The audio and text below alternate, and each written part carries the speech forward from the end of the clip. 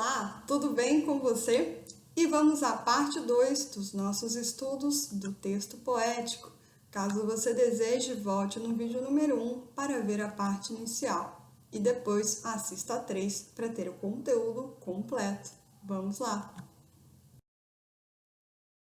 E o que veremos nesse vídeo, caso você deseje ir direto a algum ponto? Lembrando que ali embaixo na descrição deste vídeo, assim como em todos os outros do canal, você encontra um índice com os minutos exatos onde começa cada tema. Caso você queira ver tudo, é só continuar com a gente a partir daqui. Então, hoje veremos uma breve recapitulação da aula anterior. Depois, veremos o que é escansão na música Construção, encadeamento na música também Cadê Teu Swing, a presença de figuras de linguagem no poema Versos Íntimos e o que é releitura e intertextualidade com Canção do Exílio. Na aula anterior, nós vimos que poesia e poema são coisas diferentes.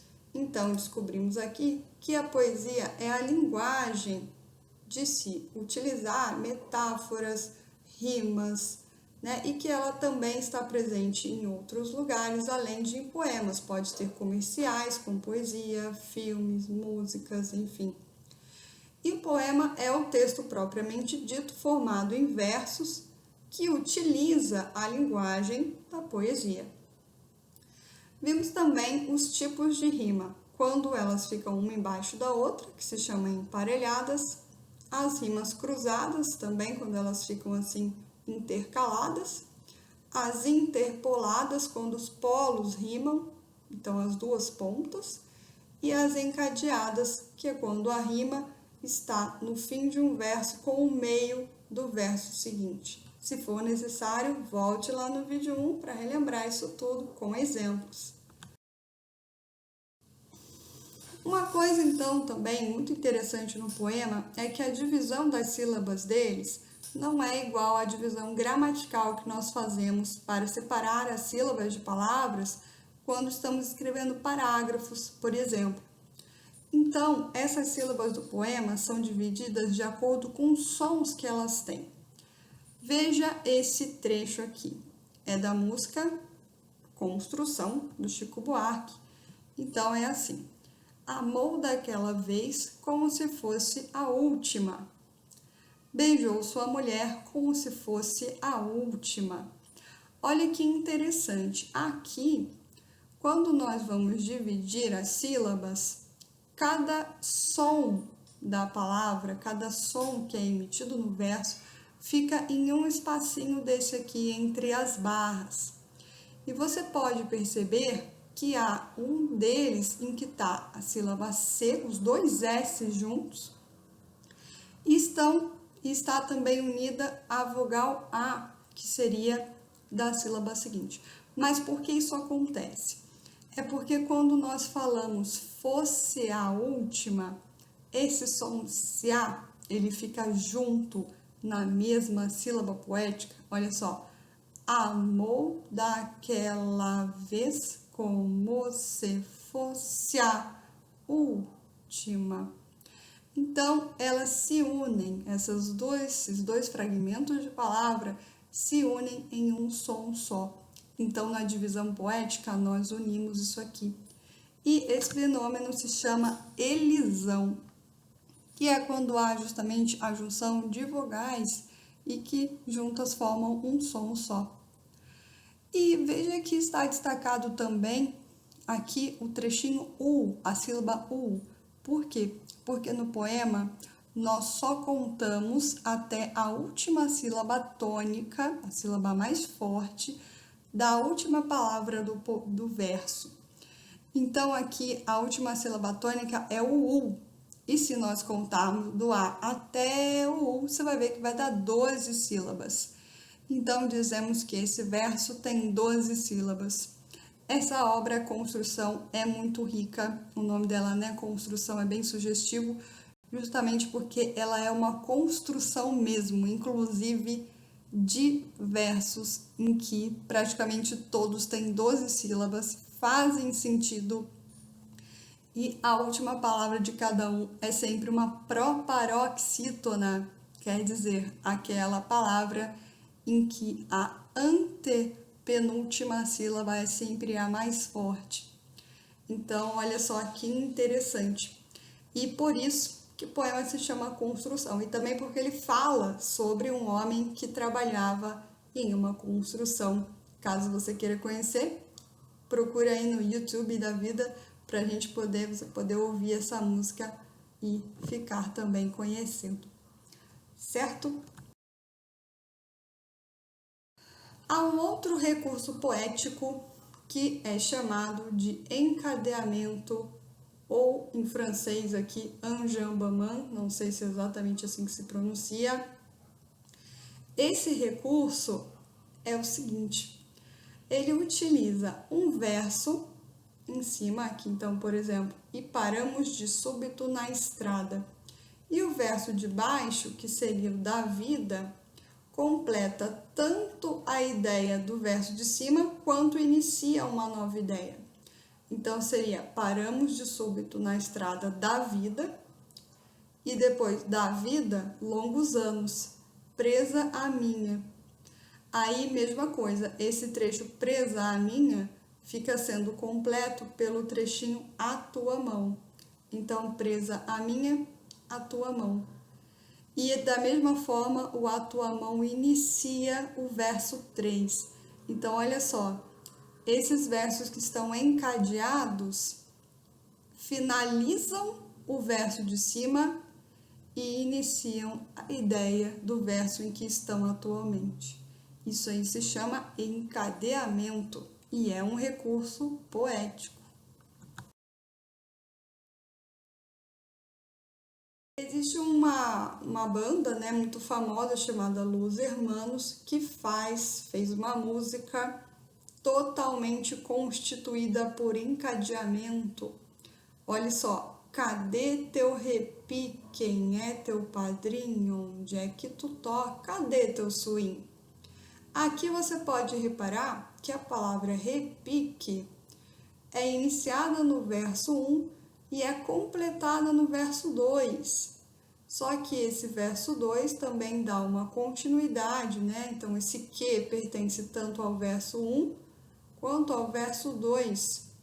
E que quando nós lemos o som da palavra, repique, quem é teu padrinho, já nos dá a ideia de que um trecho está emendado no outro.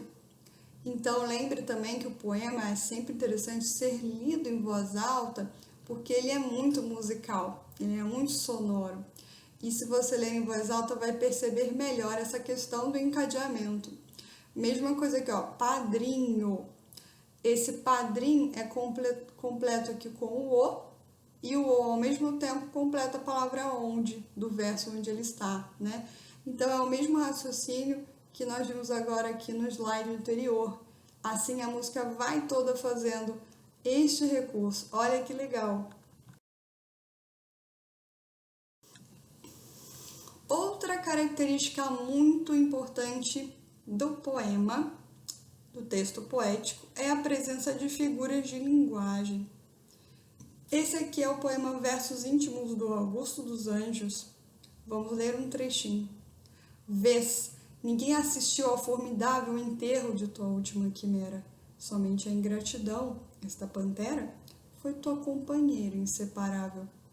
Acostuma-te à lama que te espera, o homem que, nesta terra miserável, mora entre feras, sente inevitável necessidade de também ser fera. Toma um fósforo, acende teu cigarro, beijo, amigo, é a véspera do escarro. A mão que afaga é a mesma que apedreja. Se alguém ainda causa ainda pena a tua chaga, apedreja essa mão vil que te afaga, escarra nessa boca que te beija. Este poeta Augusto dos Anjos, né, ele é da geração do romantismo e ele dá para perceber aqui pelo texto que não era uma pessoa muito otimista, né? Mas vamos ver aqui quais são as figuras de linguagem presentes no poema de Augusto dos Anjos. Aqui temos assim, somente a ingratidão, esta pantera, foi tua companheira inseparável. Olha só, então, aqui a ingratidão valendo como se fosse um ser vivo que tivesse a condição de ser companheira de alguém. A isso nós chamamos então de personificação, essa figura de linguagem que atribui características de seres animados a seres inanimados, como a ingratidão, que nem é um ser vivo. E mesma coisa aqui, olha, lama que te espera. A lama não espera ninguém, né? Ela não tem essas sensações, esses sentimentos. Então, também é uma personificação.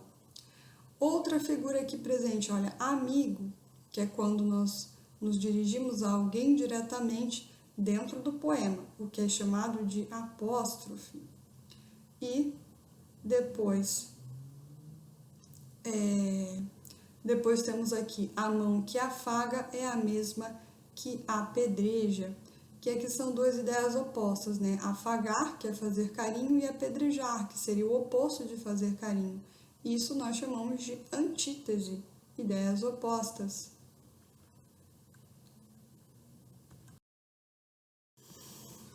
Outro elemento bem presente nos poemas é a releitura, que também pode ser chamada de intertextualidade. Inter quer dizer entre, né? Dentro, entre. Então, seria uma conversa entre textos, por isso textualidade e inter, entre textos. Então, aqui nós temos o poema Canção do Exílio, que é bem conhecido também, do Gonçalves Dias, da primeira geração do romantismo, que falava das riquezas do nosso Brasil. Então, vamos ler um trechinho aqui. Minha terra tem palmeiras, onde canta o sabiá. As aves que aqui gorjeiam, não gorjeiam como lá. Nosso céu tem mais estrelas, nossas várzeas têm mais flores, nossos bosques têm mais vida, nossa vida mais amores. Esse trecho aqui, olha, nossos bosques têm mais vida, nossa vida mais amores. Te lembra algum hino que você já deve ter cantado algumas vezes na vida? Se você lembrou do hino do Brasil, então, olha, já temos aqui uma intertextualidade entre o hino do Brasil e o poema Canção do Exílio do Gonçalves Dias. Outros poetas, muitos outros, e quadrinistas, e enfim, diversas outras formas de manifestação artística, fizeram releituras ou intertextualidades com o poema que vimos atrás ali do Canção do Exílio de Gonçalves Dias. Esse aqui é um poema de Oswald de Andrade, que escreveu, olha, mais de 100 anos depois, né, mais de 100 anos depois do Gonçalves Dias, ele escreveu Canto de Regresso à Pátria. E você pode perceber que é uma releitura, porque esse poema tem trechos que lembram claramente o de Gonçalves Dias. Então, vamos ver, olha. Minha terra tem palmares, em vez de palmeiras que tinha no outro poema. Onde gorjeia o mar, os passarinhos daqui não cantam como os de lá. Minha terra tem mais rosa e quase que mais amores. Minha terra tem mais ouro, minha terra tem mais terra. Ouro, terra, amor e rosas. Eu quero tudo de lá. Não permita, Deus, que eu morra sem que eu volte para lá. Não permita, Deus, que eu morra sem que volte para São Paulo, sem que veja a Rua 15 e o progresso de São Paulo. E aqui uma imagem da Rua 15 de Novembro em São Paulo, só para ilustrar esse poema. Então veja como há um intertexto, uma conversa entre eles, né? Só que esse poema aqui não fala somente sobre as riquezas naturais, ele fala também sobre as riquezas econômicas, como o ouro e o progresso de São Paulo. Então, são textos bem parecidos na sua estrutura, porque um lembra o outro, porém, são um pouquinho diferentes no conteúdo. Uma questão. Dê um stop no vídeo, leia a questão e veja se você consegue descobrir ou acertar a resposta. Caso você tenha dito letra C, é isso mesmo, você acertou, porque o poema do Oswald de Andrade está falando sobre recursos materiais, né, do Brasil aqui, certo? Então, bacana se você acertou, se não, não tem problema, olha com mais atenção e você vai conseguir fazer também.